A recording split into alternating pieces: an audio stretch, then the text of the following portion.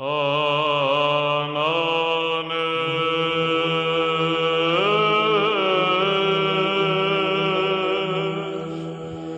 there! I thought it wasn't true. I thought it was just a myth, and in fact I think I have tried to disprove it in a previous video somewhere, but after what I've seen now, I can no longer deny it. So I have to be honest, I'm going to tell you it straight. Black pens really are bigger. It's really true. I've seen this now. This is a Lamy 2000, not exactly a small pen.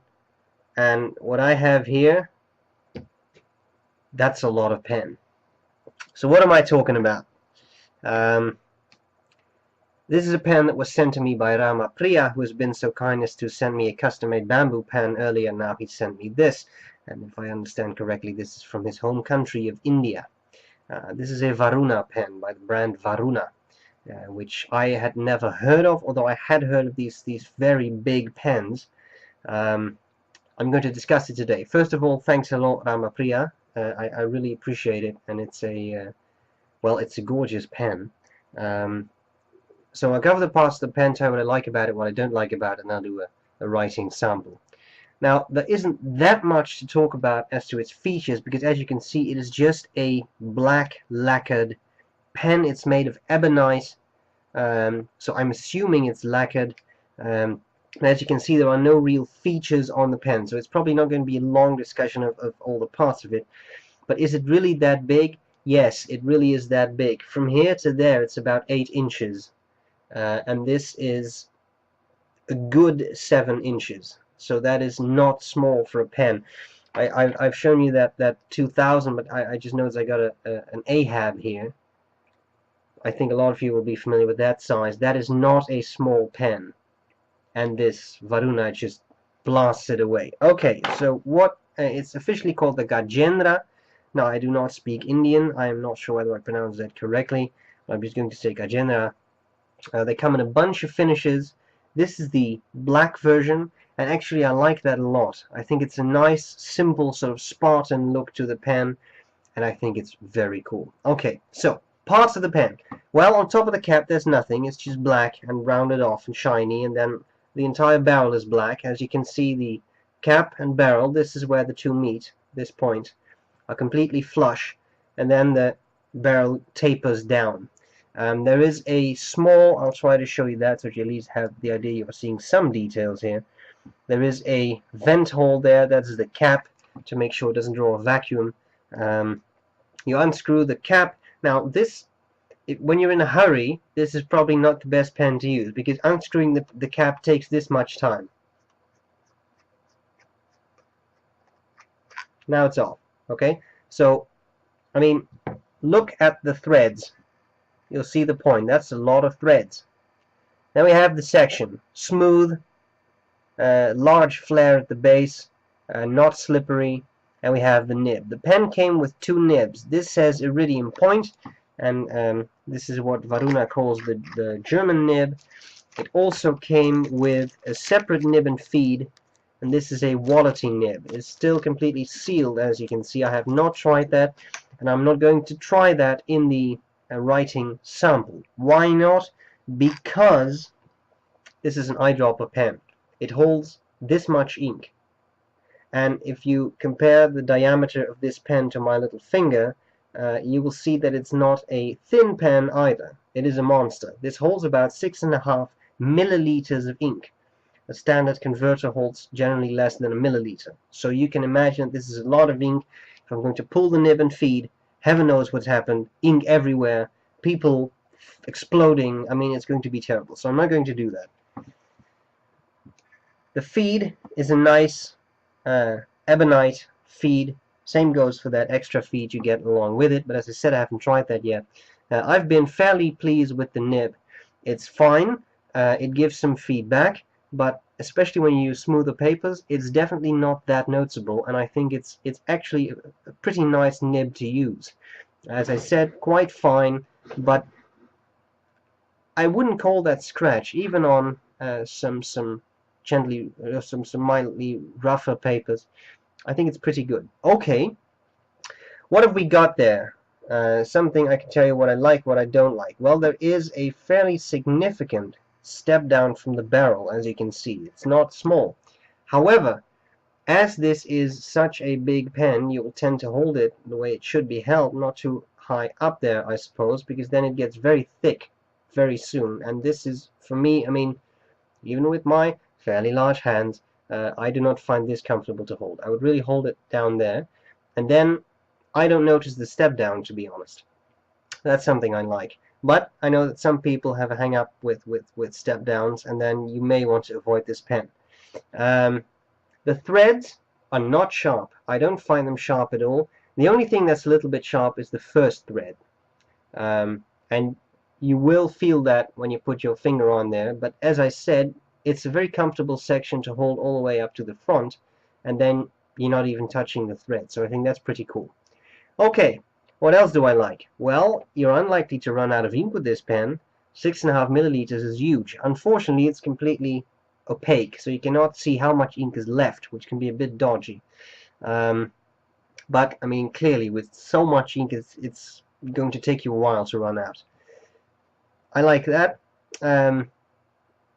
The cap is huge. I have one or two pens that are about this size. They're really small pocket pens, and as you can see, there's a lot of space left. So you could store something in there, maybe some emergency crab salad for when you're hungry. But in any case,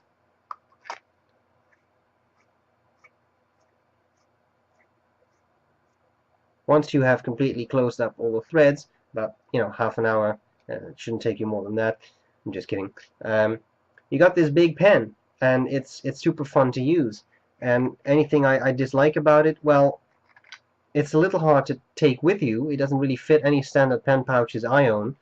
You cannot really post it. I mean, you can, but then you end up like this, which may look a little bit excessive, and that's because it is. I don't find that necessary at all. It's very nicely balanced. It's not clearly it's a bit top heavy, but I mean I've had a lot worse in that regard. I think it's a super nice pen. Stuff I really hate about it, well, in all honesty, no, there really isn't anything. If you like smaller pens, then I guess you understand this is not for you. Okay, let's take a couple of measurements, then I'll do a writing sample. First, going to take the weight. It's not excessively heavy or anything, but it comes down to about 50 grams, and that is inked. And with 6 milliliters of ink, I'm going to take a bit of weight. This doesn't even fit my calipers, but believe you me, it's about 7 inches long. I'm not going to say it, but I was going to say something about that's what she said. Okay. We have the diameter of the section, which at the very point right there, just below the nib where you could grab it, it's already 12 millimeters. That's pretty fat. When you go down about halfway through, you have a good 13 millimeters, and all the way just below or above the threads, depending on your point of view, it's 14 millimeters, and then actually where it meets the barrel, we're talking about almost 15 millimeters diameter, and the diameter, I think, of the entire pen at large, the largest, widest point, is 19 millimeters. So that is a seriously big pen. Okay, enough talk. You have to see it in action. And that's what we're going to do next. So I hope this was useful, and I'll see you later. Bye bye. Alright, here we go with the Varuna Gajendra. Now, I mean, seriously, we're talking about a big pen there. This is a Delta Dolce Vita oversize. That's no small pen. Alright. It's nice that it's big, but does it write well? The nib I'm using is the German Iridium Point nib, not the Quality nib. Okay. Varuna Gajendra. The ink is Ackerman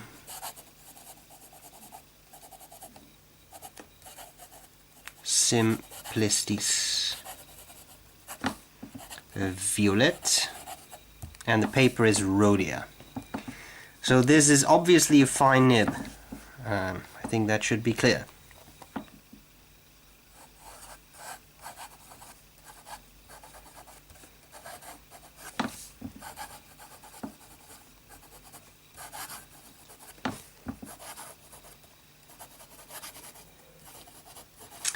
There is a bit of feedback, but to be entirely honest, I think this is a pretty smooth nib. Is it the smoothest I've ever used? Not really, but it is very fine, and I have used Indian nibs. When I say Indian nibs, I mean whether this is German or not. I mean I have used nibs on Indian pens that were considerably scratchier than this. On these diagonal strokes it's pretty smooth. Feel a bit of feedback there, and that was pretty smooth too. So it's really not that bad, I would say. How about we do some fast writing, see how well this Ebonite feed keeps up with the writing.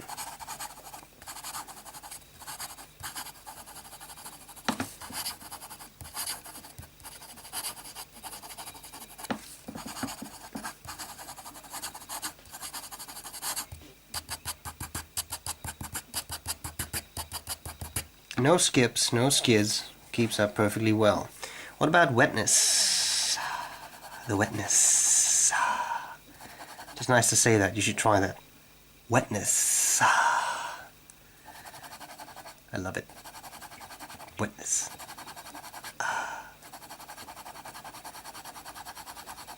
So it's not excessively wet. It's on the dry side, but it's a very fine nib. What about line variation? I didn't get the feeling it was too excessively impressive in that regard. It's a fairly hard nib, you can feel that as you write.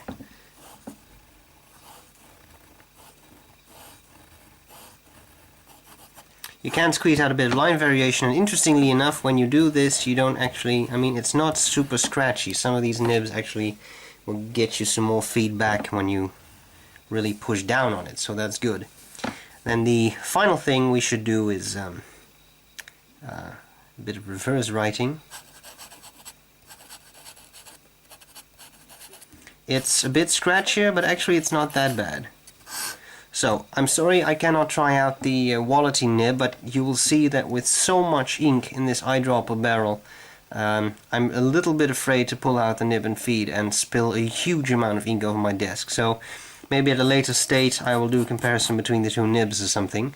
But this nib is already very adequate. I would see no need to exchange it, to be honest. So there you have it. The Varuna Gajendra. Thanks again so much, B.R.E, for sending me this. It's a very, very cool pen.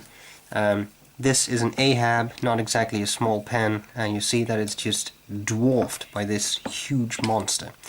And that's all there's to it. So I hope this was useful, and I'll see you later. Bye bye.